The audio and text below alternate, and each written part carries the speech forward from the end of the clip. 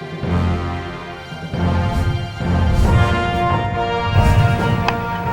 hoisted to Wales.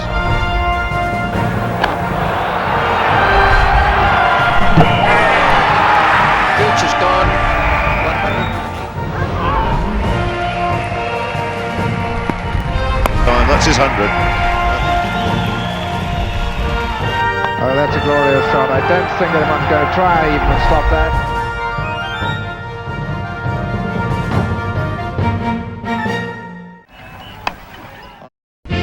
Who's the greatest cricketer on earth or Mars? Anyone can tell you it's the great. So Garfield sobers, this handsome Barbadian lad really knows his work. Batting or bowling, he's the cricket king, no joke. 3 cheers for Captain Sobers. For all its many changes, cricket hasn't yet been played on Mars. But as to this planet's greatest all-round player, there is universal agreement with the Mighty Sparrow's 1965 Calypso that it was Sir Garfield Sobers. These statistics compiled by this handsome Barbadian lad in a career that spanned 21 years are imposing enough. 93 tests, 8,032 runs, an average of 57.58, 26 centuries, 235 wickets, 109 catches, West Indies captain in 39 tests. He held Test cricket's highest score for 36 years and was the first player to hit 6 sixes in an over. Yet, all this does not tell the full story of this left-hander's extraordinary versatility or of the esteem in which he is held by his peers. If you're going to pick a world side, I think the first name that you've got to put down is Garfield Sobers. The difference between Bradman and the next best batsman, which is one of the more remarkable things in cricket, that we're not talking about Bradman and then the also rans, we're talking about Bradman and the next best one, and there's this 40 average gap. It's huge. Well, I think there's the same gap between Sobers and the next best all-rounder. And of course he could vary his game, he didn't mind whether he was attacking or defending. He was the complete master of the bat. Now, then you look at his bowling record and his fielding, and you add all that to his batting, and it's hard to find somebody to beat him. Apart from being a great player, I don't think that I have run into a more unselfish person. He would give his last, and a great man in my view. You wanted to do things for this guy because he was such a likable person, and he had no airs and graces. He was just a captain that you would walk through walls for. These were the qualities that made Garfield Sobers, now widely and affectionately known as Gary, his country's most revered and honoured sportsman.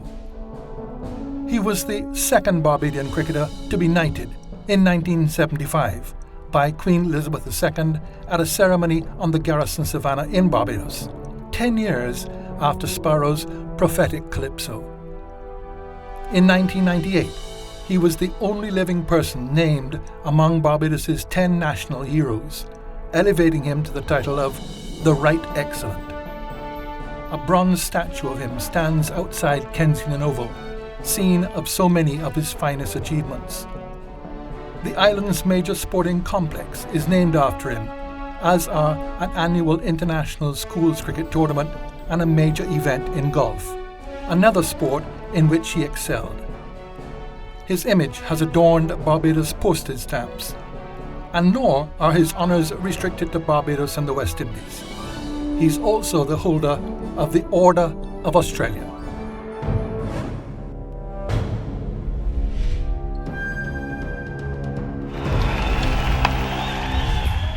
Garfield St. Aubrun Sobers was born in a humble home in the working-class district of the Bayland, just outside of Barbados's capital Bridgetown, on July 28, 1936. He was just 6 years old when his father, Chamont, a merchant seaman, became a victim of the Second World War, lost when his ship, the Lady Hawkins, was sunk by a German torpedo in the Atlantic in 1942. It left his widow, Thelma, to raise a young family on her own and to give her 4 sons and 2 daughters the freedom to enjoy their youth. It was very rough on my mother, who to me was the greatest woman that I've ever known. You know, I don't think that anyone could be as wonderful as her, because she raised 6 of us without even bothering with another man, you know. And my mother wasn't a worker either. She was a housewife, you know, and she managed to bring all of us up. And, you know, today I can say today that we're still all alive, you know, which is a wonderful feat to her. Yeah, she died at 93, you know, but she was the kind of woman that had the doors was open to everyone in the avenue where we live. People could just come in and walk in and do as they like, you know, and she never bothered about it. And she was a very Christian person, you know, which we were brought up in. We were brought up in the church, like all young Barbadians in those early days. You know, you went to Sunday school and you went to morning service, and if you weren't be careful, you go to night service too, you know. But that is how we were brought up. And as youngsters, we had more freedom after our father died than most kids. So we were able to exploit and do things that other kids probably would have wanted to have done, but didn't have that opportunity because of their strict parents. And we were able to go out and play cricket whenever we wanted to, even at Sunday school. When Sunday school were finished, we will go out on the pasture just behind the St. Paul's Church and take our shoes off and our tie and just start playing marble cricket and walk home with the shoes hang around our necks. You know, my brother and I, you know, Gerald. There was football and basketball, at both of which Garfield was to represent Barbados while still in his teens. But in an island where cricket was always the king of sports, it was that occupied most of the time of the boys from Bayland. We played our own cricket as youngsters. We used to organize it, and we used to get out there during the school vacation. And we didn't wait for anyone to come and pick us up and take us anywhere. We made our own bats, we made our own balls, because, you know, in those days you knitted balls, or you get a shovel or something and you get the tar up the road and you make tar balls. When it was hot and the tar used to melt, and you make a tar ball and you play marble cricket, because we used to play in any area where it was big enough to hold a marble cricket wicket. It didn't matter how close the houses were. You got there and you played marble cricket, which is known as Lilliputian, as they call it these days, but we always knew it as marble cricket. And we played a lot of that. I remember we played more of that than any other cricket because space was limited. So we had to make out with what we had, you know. And then as we grew up, we got bigger, we started branching out and going on the pasture and playing with the big boys.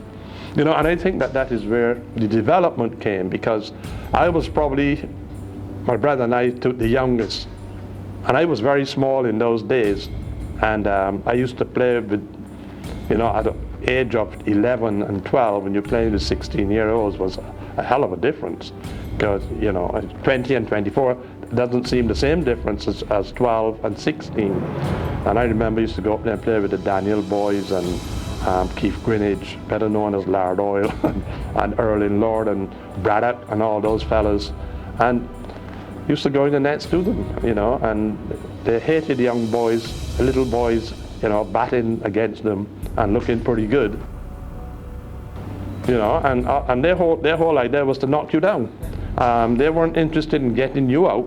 They wanted to injure you. So you learn to protect yourself. So when you grow up and you get into the real game with the big boys, you had already had the training. You knew what it was all about. Apart from the toughening against the big boys in the Bayland, there was another element in young Sober's development. Wanderers, Barbados' oldest cricket club that had produced a number of West Indies players since it was established in 1877, had its ground in the heart of the Bayland. It was less than half a mile from the Sobers' home. Its membership at the time was all white, so that Garfield and his friends could not join. But young Sobers did play on the outfield and bowled in the nets, opportunities he put to good use. Well, that is where I played most of my cricket growing up as a youngster, and soccer during the days when Wanderers wasn't playing, because used to have seasons in those days. And Wanderers would put their gold bars up and we would go and play before they came. And we played cricket there too, while during the mornings or during the afternoons while Wonders wasn't practicing, we will roll out a little half a wicket on the side and we will have our own fun there. And I think that my name started to be mentioned around at a very young age. And Dennis Atkinson, who was, you know, very famous West Indian player and Wonders, one of Wonders' stalwarts, he always used to turn up at the ground early in the evening, you know, like around 3 o'clock, because practice normally started at 4 when they came from work. And he will always say to Frank, who was the groundsman there, or Briggs, "That little left-handed boy, could you go and get him and bring him up for me?" And Frank will come down his bicycle, or Briggs will put me on the bar and take me up there, and I will bowl at him, for an hour before the rest even appear, you know. And in those days, you know, they like to say they put a shilling on the stumps and see if you could knock it down. But you never had any chance because you couldn't get through the pads. Even if you'd beaten the bat, the pads were there and there were no umpires, so, you know. But it was a great experience to bowl to somebody like Dennis Atkinson at the age of 11, 12 and 13, you know. And I think from those days at that level, bowling at that kind of a player, at that level, you start to develop, and if you can bowl well to those fellas, then you realize that, you know, you had something. Young Garfield also had the good sense to learn by watching players like the 3Ws, Frank Worrell, Everton Weekes and Clyde Walcott, when they turned out in matches at Wanderers for their clubs in the Premier competition, the Barbados Cricket Association's First Division. I used to score on the scoreboard at Wonders, and you see fellas like players like Everton and Clyde and Frank, you know, and the Cumberbatches and the George Carews, and all of these people come to play. And I had a front row, because being on the scoreboard and it was built up, you had to stand up as a youngster to score. So even if somebody sat in front of you, you can still see the game, you know. And you watch, and you didn't go there to watch the 6s and the 4s and the 100s and all of that. You went to see how people move. So when you go play with the boys in the evening, you will go out there and try what you see. This is how I learned. I don't know how anybody else did it. But I wasn't interested in the strokes and that. I was interested in the movements. And when I went to play with the bigger boys, I'd try and move and try and get the bat in a similar position to these fellas. And that's how I learned my game. There was a team in the Bayland that played in the Barbados Cricket League. It was a tournament principally for working class districts and villages all across the island, but it was considered secondary to the association. The national, as they were known, the team on the Bay Pastor, they wouldn't play me because I was too young, although they knew that I had the ability and the talent. They said, you know, if I get hit, it would scare me and I might be spoiled. And I remember a chap called Garnet Ashby. Garnet Ashby came down, brought a team from the country, St. Philip's, to come down to play against a team from the Bay Pass. And being it's a country team, they said, you can play. Because, you know, when you talk about a country in Barbados and a city, I mean, it's practically all the same, because it's only about 6 or 7 miles difference. But we always felt the country is not as good as the teams around the city. So they give me a play. I got to play against those teams, that team. And this chap, Garnet Ashby, saw me, and he came to me and he said, "Son, what are you doing? Would you like to come and play for Penny Hole," which was the name of the team in those days, which is better known now as Gemswick. And I said, "Yes, I would love to come and play, sir." And then Lionel Daniel hear me talking, and Lionel says, "You can't carry him from here. No way. Be in charge of him." So he went and he asked my mother. And I said, "Look, I want to go and play this cricket." So Lionel then decided, okay. And I went up to St. Philip's and I played at the Penny Hole, and I started to bowl, get a lot of wickets, and made a few runs. And I was selected for the country, because used to have the country versus the city. I was about 14, 15, and I played for the country against the city.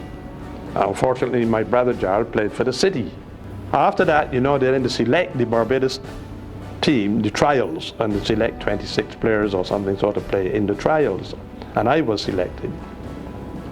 So my brother was selected too, Gerald. And we went to Kensington, and again, I performed very well in that. And I got into the team. And the rumor went around that when they sent a letter home, it was my brother Gerald, and I went down because we all named G. Sobers. So I said, well, my sister could have gone too, she named Greta. Even then, there remained a problem. Given his tender age and the racial and social considerations that dictated membership of the leading clubs, avenues for advancement were blocked for young Sobers. That is, until Dennis Atkinson came up with the idea of getting him into the police force, which did have a team in the association's first division competition. Dennis mentioned my name to Captain Farmer and told him what a good left arm spinner I was. And he says, well, we should try and do something for him. He got me into the band as a band cadet. And the first thing they said to me, can you dance?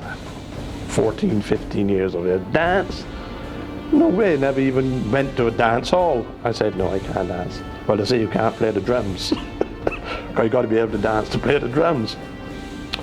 So then they started me on, I sat the exam, passed it, and I got in as a band cadet. And they started me with the trumpet, because they always put you on the trumpet to learn you how to lip and all. Yeah. So I was doing fairly well. And the first game police played, we played against Empire at the Empire ground. And the Empire wicket, as you know, was always very quick. I mean, it's slow now, docile to what it used to be. And I remember I batted, I think, at number 7 or 8. And I went in when the second new ball was taken. And I'll never forget it. E.A.V. Williams, better known as Foffy Williams, who had played for the West Indies in 1948. He was bowling this new ball, and I was getting behind it and looking very correct and stylish and thing. And he didn't seem to like it. So he walked back and he went, I didn't know what the hell that meant, you know. So I stood up there, next thing, whoop, this bouncer came down, and I got there and it, whoop, landed on my jaw. So I went off. Didn't hurt much, but I was frightened. I went off, and the fella said, "Can I come back?" He said, "Who, me?" I said, "I feel."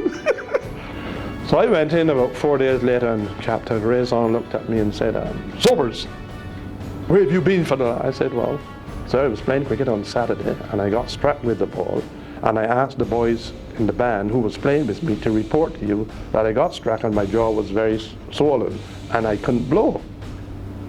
He said, "Well, Sobers, you doesn't seem like you're interested in the music. I think you should leave and leave some space for somebody else who's interested."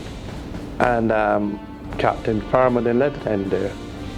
He went to the Barbados Cricket Association. He said to them, "Now tell me something, if a youngster from the Police Boys Club, can a youngster from the Police Boys Club play for police?" Well, I think they knew it was me. So they made a special allowance and they said yes, yes. So I started playing for police. I never played for any other club. I had no intention of playing for any other club. You know, and that's how I started. And then I played that year and went on. And the first 100 I got was against Wonders. And they were beating us very badly. I batted at number 8 and Carl Mullins batted at number 10. And Carl Mullins and I put on nearly 200 runs. Carl got 67, I think, and I got 114 or something. And Dennis looked at me and says, "Is that the thanks you give us for all that we have done for you?"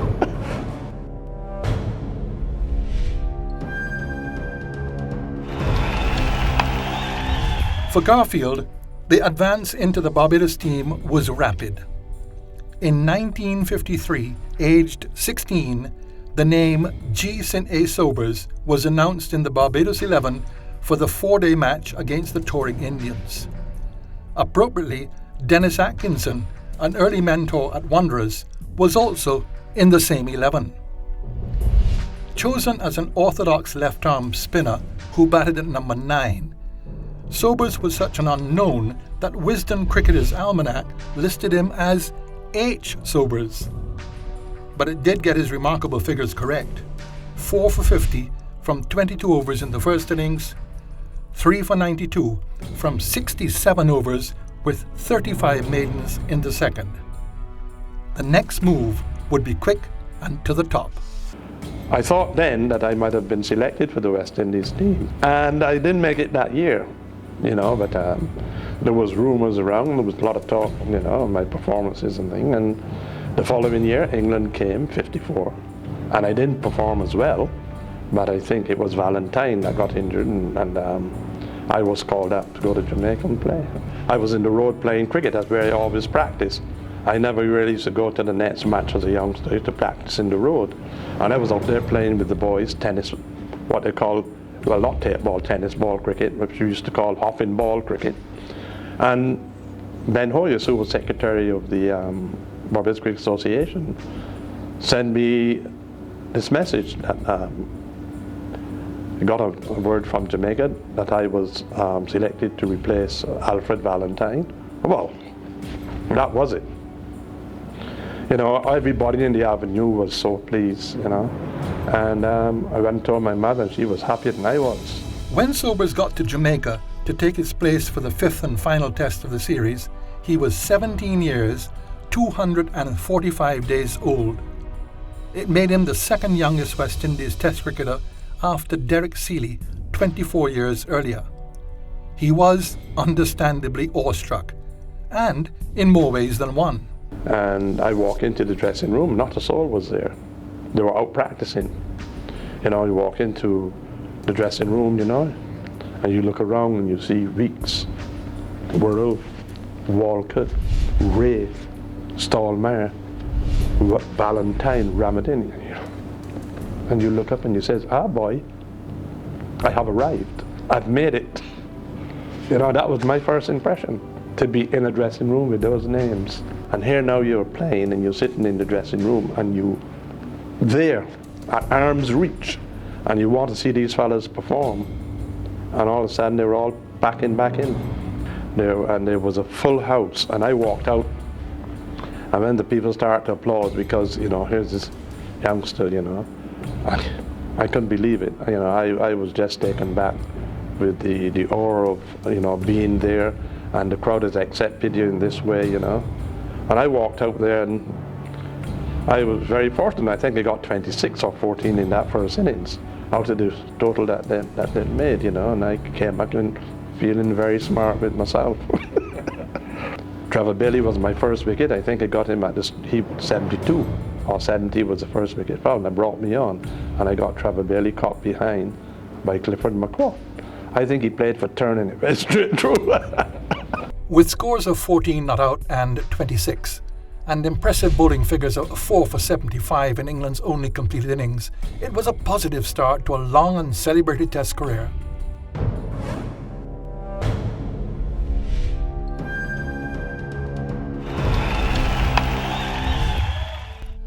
Sobers batted number 9 in his debut Test, but his obvious ability soon moved him up the order. In only his third Test, against Australia and Barbados in 1955, he was sent to open for the first time in his life against the fearsome new ball attack of Ray Lindwall and Keith Miller. He lashed 10 fours but made only 43, yet it was an inkling of things to come. So I was sent up at number 1 to open the innings with J.K. Holt. Well, I knew then that I was a sacrifice, so I decided, boy, if you go out there, you see Red, just throw the bat at it. You're not opening batsman. It's no sense going up there and playing that you stylish and getting behind the ball and leaving alone and all. So I went up there. Every time I saw Red, I throw the bat at it, and it connected. And people say it was the best innings they ever saw. The problem was that Sobers was shuffled up and down the order like a yo-yo, batting in every position from number 2 to number 9 in his first 10 tests. Not surprisingly, he couldn't settle. I used to play a lot of careless shots because I wasn't a seasoned batsman. So when I got a certain amount of runs, I lose concentration and I try to get too exorbitant and then give it away. It was just the lack of experience. I mean, we say that about a lot of youngsters now, but it's just a lack of experience. Sobers went through his first 17 tests and 28 innings without scoring 100, but at least two knowledgeable supporters knew that the breakthrough was inevitable. But I remember Roy Lawrence and Bartley Gaskins, who was manager of West Indies teams and who was a West Indian player himself, and Roy Lawrence, who was a great commentator from Jamaica. And I remember they saying one to some people, but he will get one. When he gets the first, he'll get two, and nobody will know where it was in. And that is exactly what happened in Jamaica. I got one, I got two, I got three, and it didn't end. The volcano blew at Sabina Park on the third day of the third test against Pakistan in 1958. When Sobers took a single into the covers late in the afternoon, it was his 365th run.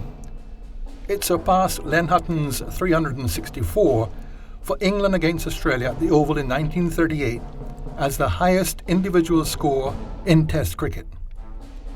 It was not until 1994 that the mark would be broken by another West Indian, Brian Lara, a brilliant left-hander who Sobers had mentored from the time he was a schoolboy.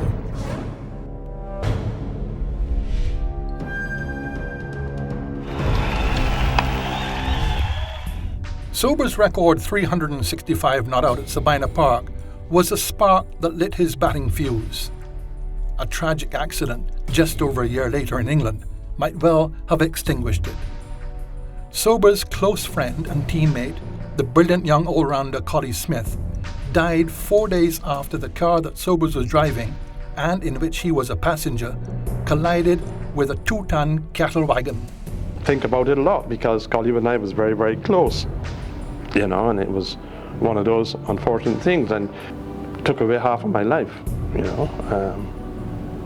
I think it made me a better cricketer because I then realized I had two people's work to do, and I decided to take it on my shoulders to do both.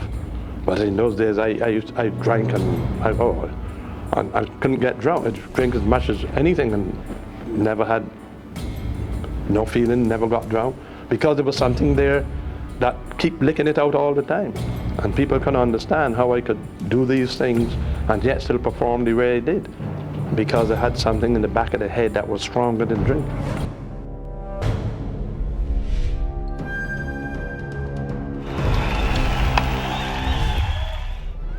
Sobers' consistent high scoring and his all-round brilliance didn't end until he bowed out of the international game 16 years later, bowled by England's Derek Underwood for 20 at the Queen's Park Oval in 1974 in his last Test innings. At the time, he had compiled more Test runs than any other player, played more consecutive Test matches, captained in more Tests, and held more catches than any other West Indian. Only Lance Gibbs had taken more wickets. He also led two rest of the world teams and the English county Nottinghamshire, and enjoyed two record-breaking seasons in Australia with the South Australian state team. It was a physically punishing schedule, and Sobers was not known for his partiality for practice. He maintained his fitness by other means. The thing of a sport is to be in it and to prepare yourself to be into that sport.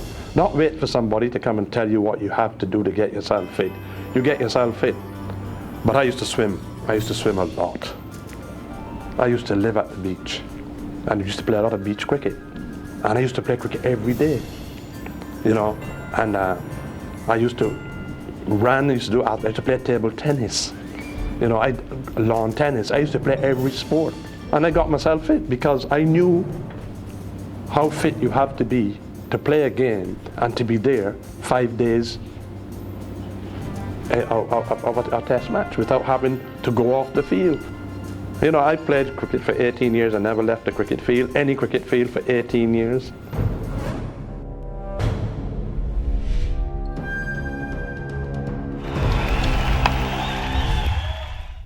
As with any champion sportsman, Sobers' God-given talent alone did not guarantee his success. Upbringing and attitude were other critical factors. I enjoy it because I was a part of the game, you know, and feel close to the wicket because something was always happening. I couldn't go to a deep third man, or deep fine leg, I'd be lost. You know, so I developed my skills. So even as a youngster, I was similar, and I think that is where I developed my skills and were able to do all the things I did, and and did them with some purpose of success. As a youngster growing up, we played all types of cricket. They don't play it now. We played firms, which whoever got the ball, they bowl. And you got to get the batsman out bowl, because if somebody else catch it, which was first hop, they're going back. So you had to try and develop some kind of bowling to try and penetrate the batsman. And spin couldn't do it. Spin would beat everything or make him hit it off the edge and somebody would catch him. So you had to bowl fast and try and hit the stumps. And you got about 10 people, about 20 or 30 people all around the field. So you either go in partnership with somebody else. So if they catch it, you and them with bat. Or you bowl fast. So I learned to bowl fast early in my career, but fast bowling wasn't going to help me in those days because there weren't a lot, but there were a lot of local fellows who can bowl fast and real fast, like Braddock and a chap called Bab and Parpy Radder and Ormond Graham, Mullins, Carl Bradshaw. You know, all of those fellows were fast bowlers. Ashton Blatton. So bowling fast wasn't going to help me, but I bowling fast at my pace in the ordinary little hand-after-hand cricket or firms cricket. You had a chance of getting somebody out, but spin was the one which was going to get me somewhere, so I stuck to that. And but I always knew I could bat, and it was only a matter of getting the opportunity to do so. When he did get the opportunity, Sobers had a deliberate approach to batting. I don't think that I have played a cricket match where I really was tied down, that I couldn't play the shots I wanted to play. I've played reserve in some occasions, but I do it because I need to settle and to let other people know that I am taking it serious instead of going up there.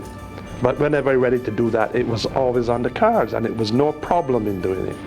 It looked risky to people, but it was never risky to me. It was a method that made a lasting impression on those who batted with and played against him. I love batting with Gary. When Gary is batting, runs come so easy at the other end. It's unbelievable. Now, if you are thinking about the game and you're batting with Gary Sobers, all you need to do is just push the ball and give him the strike. And you know, they lose control of the batsman at the other end. And I've learned a lot batting with him, you know, and how he used to play. Never used to realize how quickly he get behind the ball. Unbelievable. Had some fantastic footwork and very good eyes, good wrist. Gary was something else, man. Something else indeed, as Clive Lloyd discovered in his debut test in India in 1966, when they came together at 90 for 4, going after 192 to win. And the second innings we had to chase a few, quite a few, and Chandrasekhar, which was unknown at the time, but he was a very awkward sort of customer, playing under their conditions. It was difficult. And we were batting, and then I was there with Gary, and he said, listen, I'll let you know when we can have a go, just push around and sort of let's get closer to the score, and then I'll let you know when we can take off. And after a while he said, all right, fine, we can have a go now, and we sort of played a few shots, and then it was over. And when I got in there, he said, well, I'm glad we got it over that time, because I wanted to go to the 10,000 guineas, which is starting about an hour after the game was over. And I'm thinking, well, hey, this is a test match. One I've never seen anybody play like. If you see all the old clips, you'll see this rapier straight bat, which went up straight and down straight, and he swung it every time. I've never seen anybody else do that before. And secondly, I said, he got out, everybody gets out, but I never saw him in trouble against anybody. And then there was Sobers the bowler, or, to be precise, 3 bowlers. You know, I faced him often enough for the rest of the world and then for the West Indies in 68, 69. And he was a damned awkward fast bowler because he could bowl quick enough to get you on the back foot, and then he was a genuine swinger of the ball. I mean, he was a genuine new ball bowler. You could give him the new ball in a test side, no problem at all. And people often ask me, how quick was Sobey? And I say, mate, he was quick enough to get you on the back foot, particularly when he decided to bowl a bouncer. The orthodox spin, I didn't see him bowl that as much, and I thought he was more dangerous. As a spin bowler, I thought he was more dangerous bowling the Chinaman. And what about Sobers, the predator at short leg, who snared so many catches off Lance Gibbs off spin? When you're bowling, or when I was bowling for that matter, you feel happy that Sobers is there. You could know when to go up in the air, when not to go up in the air, and things like that. And the relationship was as such that there's sometimes Gary would say, would do that, and I would know exactly what to do and when to do it.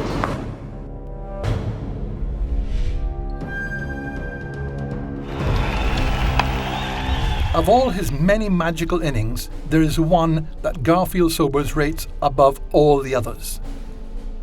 In the second test at Lord's in 1966, the West Indies were 95 for 5 in the second innings. It meant they were just 11 runs ahead and in trouble against Colin Cowdrey's England. He was then joined by his cousin David Holford, playing only his second test.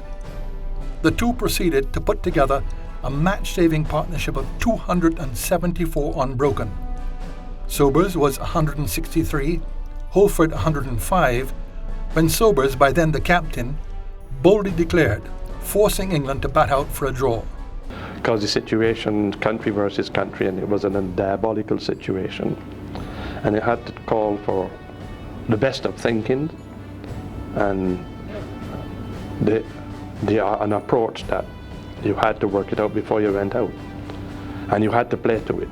And I did that. I went out with the attitude that the only way to get out of this is to play shots. You're not going to get out of it by defending, because you got a day and a half to play, and you can't defend for a day and a half with the other batsmen at the other end. So you got to try and get out of it by scoring. And I went out and attacked, and it came off. Everything I planned came off. And I said, if I do this, Colin is going to move those men. I knew Colin very well too, and he did. Said, first, success. And then continue.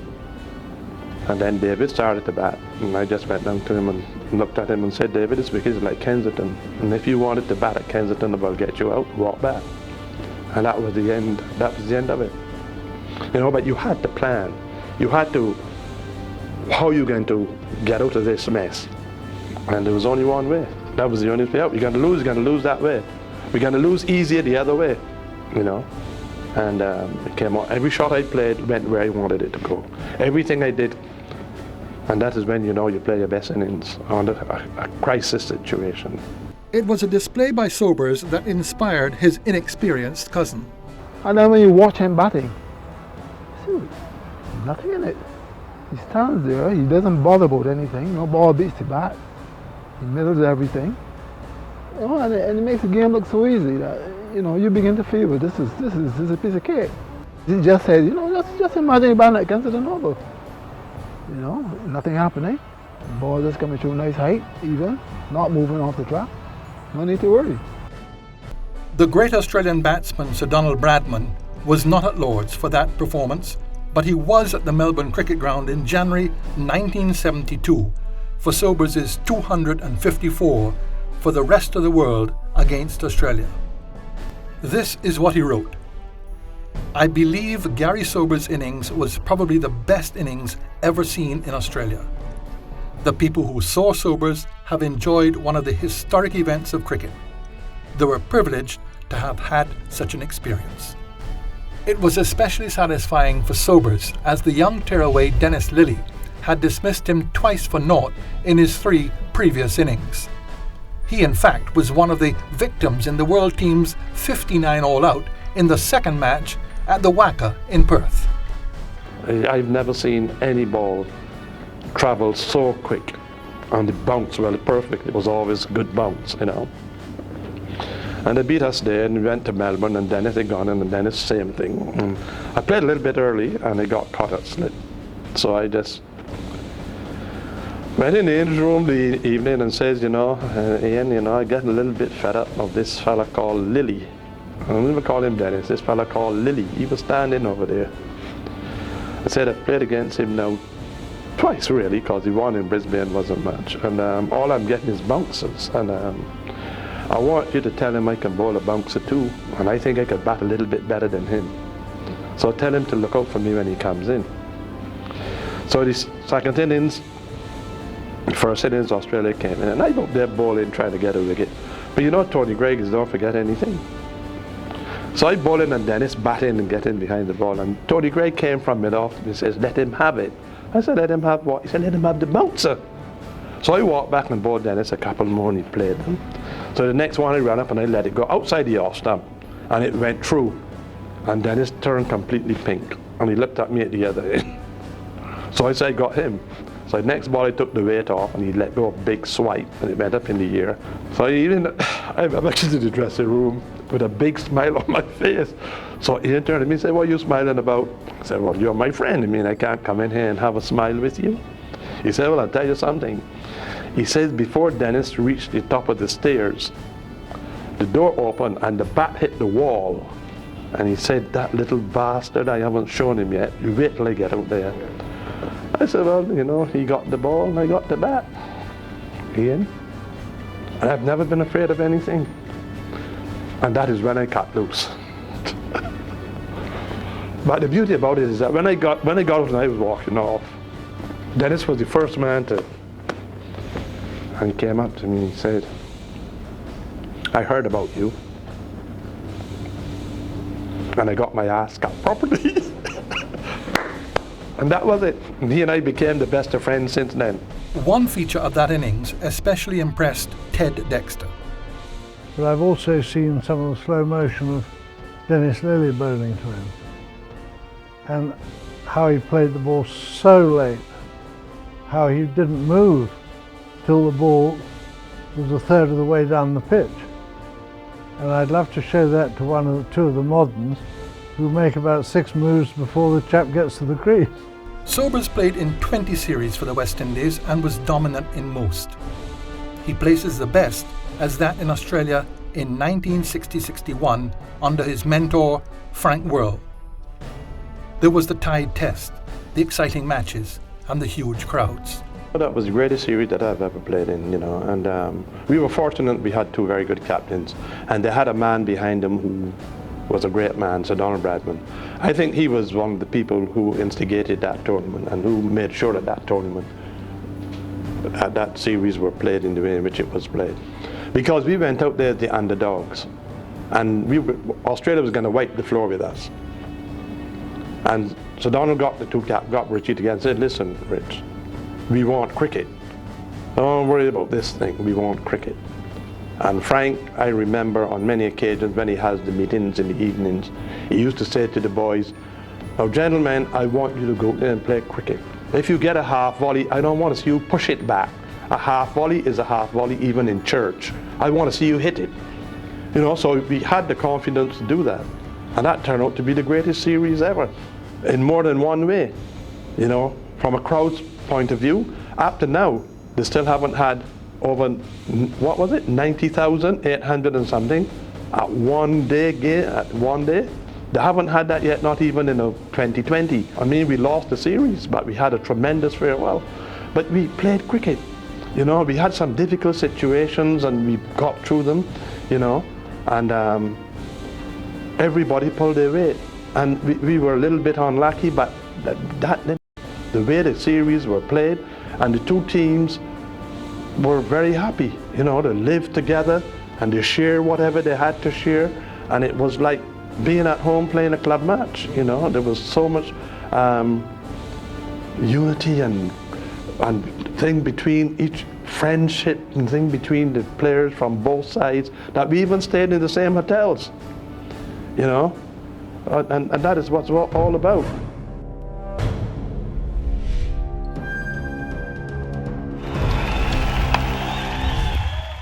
When Frank Worrell retired after the triumphant 1963 series in England, having moulded a young and exciting team as the first black West Indies captain, he recommended Sobers as his successor. Sobers eventually accepted, but not without long consideration, for he could see the pitfalls.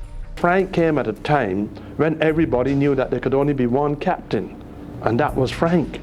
So when you have a person like that leading the team, if he says jump, everybody's going to jump. But if you have somebody like myself, when I took over the West Indies team, I knew I had problems. Because 4 other fellas thought they could have been captain too. You know, and that is a problem when other people feel that they should be captain too. Where with Frank, and when Clive Lloyd came in too, he came in on a similar situation, where there was nobody else in the team who could rival him. So it is all good and well to say who's a great captain and who's not a great captain. But what a great captains come from the players he has under him. The players make you a great captain, not you, because you can make the best decisions in the world, and if the player's not going to carry it out, you're going to look very ordinary. But I didn't expect the captaincy, Tony, and I didn't really want it. I remember the last game that Frank played, he asked me to lead the team out. And I didn't know what that was for. I went back to the league, and Frank had retired. But Frank apparently had said that I was supposed to be the next captain, because I used to give Frank a lot of information. Frank used to ask me a lot of questions on the field.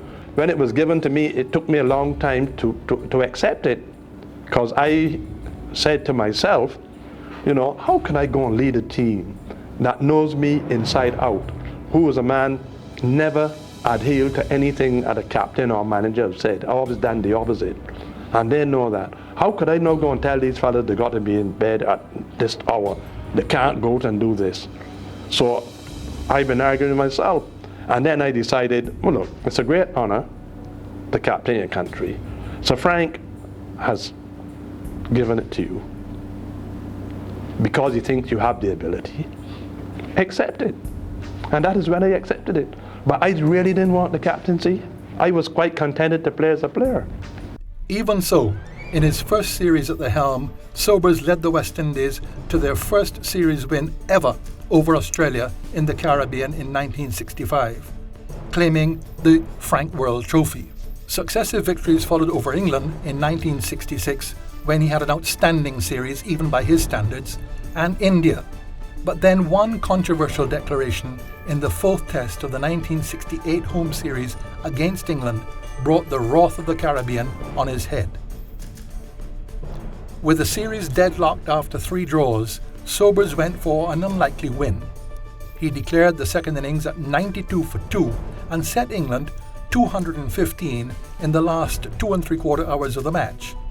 They got it, for the loss of only 3 wickets, and Sobers was pilloried for a decision that he still maintains was sound. I'd asked everybody in the team, everybody, from the manager back, everybody I went to and said, gentlemen, I am thinking of making a declaration. Some people said, Captain, you should have made that 20 minutes ago. I said, no, don't be ridiculous. I'm back for another 5 or 10 minutes. So you're back for another 5 or 10 minutes. And the whole strategy behind it and the thinking was right there. I mean, it wasn't a guessing game. Basil Butcher got 6 in the first innings, and Basil Butcher is not a spinner. We got Willie Rodriguez, Lance Gibbs, myself, and the same Basil Butcher on a 5th-day wicket in Trinidad. England have to chase runs that they've never done before. So where was the bad decision? Where was the bad decision? I mean, everything was there in front of you. If I had to make this decision again, on the facts that I had and the way I worked it out, I will do exactly a similar thing.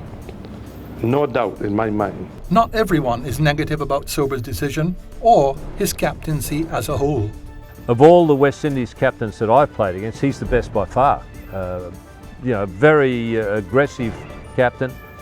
And I mean, he gets the bad rap purely on one decision that he made, and I'm sure, knowing Gary, his gambling instincts and his love of having a game of cricket, that he would have been bored with all the draws that they were playing with England, and he cited the slightest opportunity for a victory and to get a result in the series, and he declared and gave England a chance. I mean, that's Gary. You know, I mean, that wasn't a bad decision. It just didn't happen to work out on that occasion. But to hold that against him and sort of hold it against his captaincy is ridiculous. He was a damn good captain.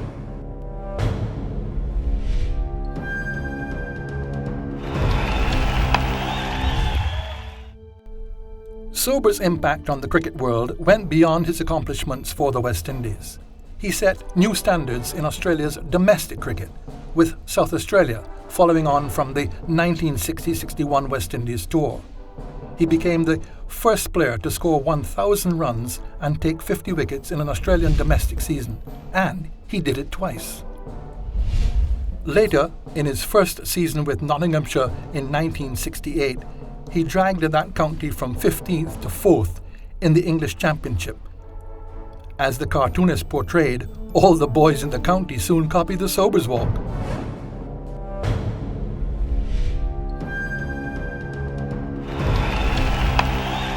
The highlight of Sober's first season at Nottinghamshire, in which he topped the batting averages and was second in the bowling, came in the final match of the season when he lashed 6 sixes in an over off the Glamorgan left-arm bowler Malcolm Nash. It was the first time the sequence had ever been done in a first-class match, but Sobers himself doesn't rate it that highly. So I don't think 6 sixes is good cricket. I think it's one of those occasions where you're looking to, again, make a declaration. And it was a matter of trying to get runs as quick as possible. So I just took a risk and just risked my hand. It didn't matter if I got out, because we had quite a lot of runs on the board already. But I just wanted to bat for another 10 or 15 minutes and try and get as much. Whether I got them or not, it didn't matter. So I was just throwing the bat, and Malcolm Nash just felt he could get me out. He figured that I would miss it one. So he didn't try to hide anything. It's amazing because all over the world, I go, that question is asked all the time. People want to hear about 6 sixes. And I always said to them, you know, it seems like the only thing I've ever done in cricket, hit 6 sixes. You know, because wherever you go, and you can tell a story about that at any function and get away. You don't have to say anything else, you know. But I always tell the kids when I see them and they're talking about it, I say, look, it's not good cricket. 6 sixes, and that's what I want, you know, the kids to understand, it's not good cricket.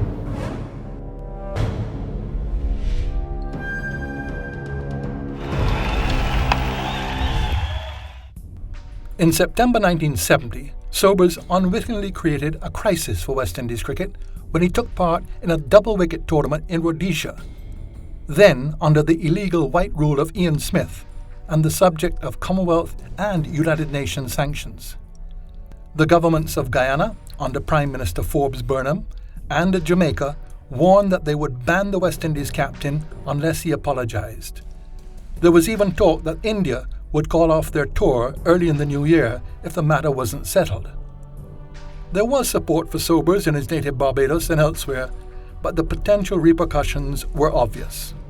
I was asked to go out there quite some time ago, and I think it was publicised down here that I was asked to go there to play in a double wicket competition. I think it was common thing to everybody, public knowledge to everybody, that I was going out there to play to Rhodesia with Ali Bakar in this double wicket competition, and which I heard from nobody, and nobody ever said anything to me, and everything as far as I was concerned was in order. And it was front page, middle page and back page for nearly 3 or 4 weeks.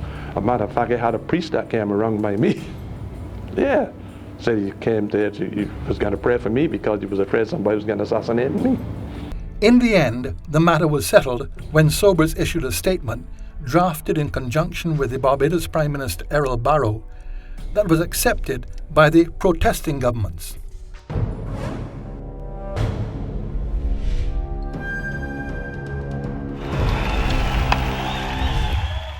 Like so many of those who excelled in other ball sports, Sobers became smitten by golf late in his cricketing career. And, after a rather bizarre start, became a champion in that too. I didn't start golf till I never even went near a golf course. I didn't know what golf courses looked like when I was growing up. I didn't start golf till I was about 26, 27 in Australia.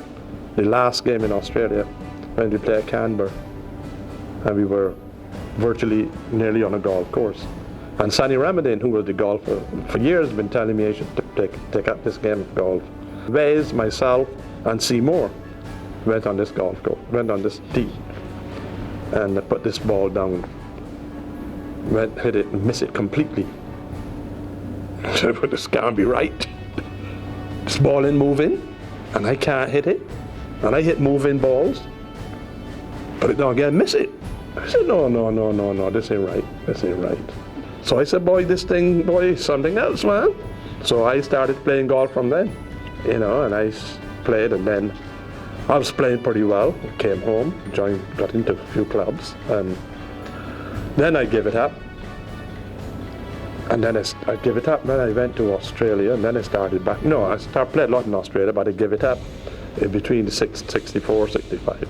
Then I started back. Then I went to England and playing the counties. And I was starting to play good golf, and I said, Sunday, out on the golf course. I brought the John Players League in. So for 6, 7 years, I didn't play much golf, I didn't play serious, just exercise. It was only when I came home, after 75, I took golf up again, serious. And played fairly well, got down to scratch, and captained the Barbados team.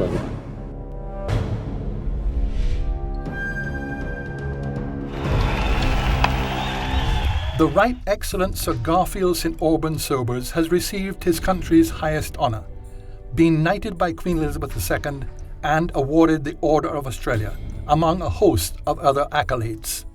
It shows that you have really given a lot to your country. You have contributed a tremendous amount, not only on the field of play, because these things are not given to you because you make 100 or you make 200. It is given to you because of the way you conducted yourself on your tours overseas and the way you carry your national flag. And I think it is something to be proud of, that you're given this kind of thing, because it shows that you did more than just play cricket. And it's a great honor.